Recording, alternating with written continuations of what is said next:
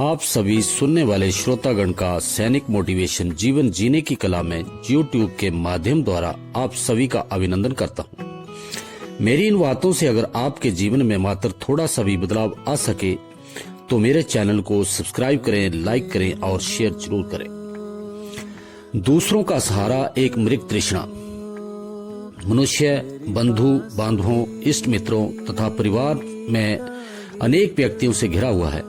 वे प्रेरणा, उत्साह एवं सहायता के लिए इधर उधर उत्सुक नेत्रों से देखा करता है। यदि कोई सहायता कर देता है, उत्साह सूचक दो वचन कह देता है तो वे प्रसन्न हो जाता है, किंतु जहाँ बेरुखी, शुष्कता, निष्ठा दिखती है, वही अपने मन में आंतरिक दुख और गुप्त मन में एक वेदनामयी निराशा का अनुभव करता है। तनिक सी प्रशंसा से फूलकर कुप्पा हो जाना अथवा अपनी आलोचना सुनकर अतिरिक्त दुख का अनुभव करना निर्मल मन के विकार है।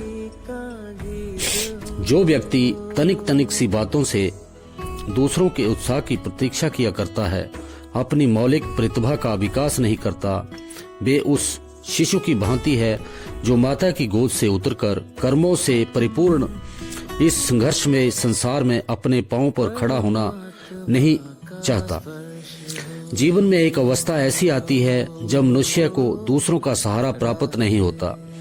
माता पिता का शीतल संरक्षण विधि के विधान द्वारा खींच लिया जाता है।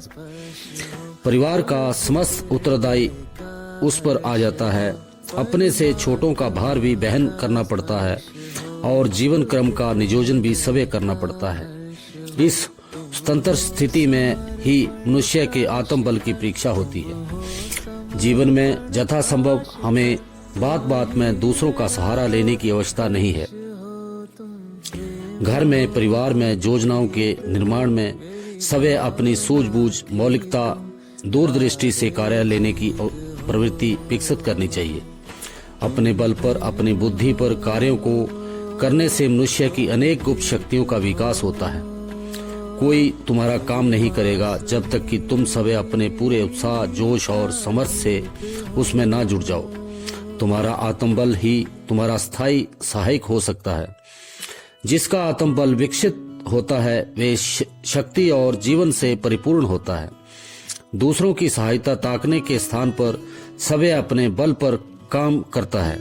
जो मनुष्य जितना ही अपने आत्मा से, अपनी शक्तियों एवं पौरुष से परिचित होता है, वे उतना ही आत्मबल होता है। आत्मबल के अनुपात में ही उसमें जीवन होता है। लोगों में ये मिथ्या कल्पना बैठ गई है कि भारी डील डोल के मोटे ताजे शरीर में ही शक्ति होती है। वास्तव में शक्ति तो आत्मा की है। इसी को हिम्मत कहते हैं। मामूली शरीर भी आत्मबल से शक्ति संपन्न हो जाता है। क्या शिवाजी भारी भरकम शरीर वाले थे? गुरु गोविंद सिंह जी प्रताप इत्यादि साधारण शरीर वाले होकर भी इस आत्मबल की शक्ति से बलवान बने। आत्मबल मनुष्य को जनता का नेतृत्व प्रदान करने का सूक्ष्म तत्व है।